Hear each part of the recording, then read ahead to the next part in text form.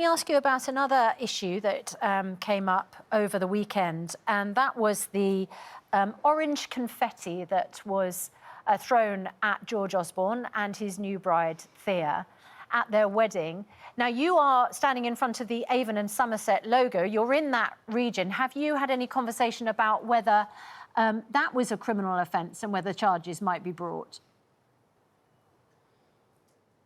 Well, of course, the police are operationally independent, so I would never intervene in any case matter nor seek to do so. But from what I've seen on the media and from at first sight, it looks deplorable, frankly, for anyone to try to interrupt someone's special day, a wedding day, and attempt to undermine that, ruin it for any kind of political or social cause is totally unacceptable. It's deplorable. What would you say to those who say it's just confetti? I would say there are legitimate means to make your voices heard.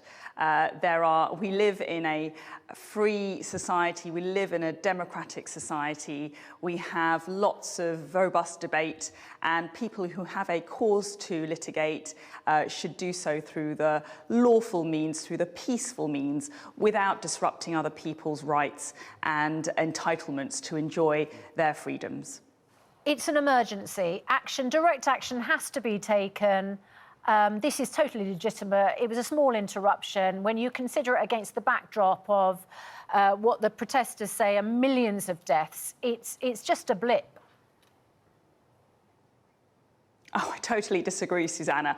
I don't care what your cause is. There is really no reason, there is no good reason to try and interrupt another private citizen's civil liberties, rights, freedoms, and the way in which this person has attempted to ruin someone else's wedding day. I'm sure they didn't succeed, incidentally, because their efforts will have been in vain. They're only alienating supporters rather than attracting them.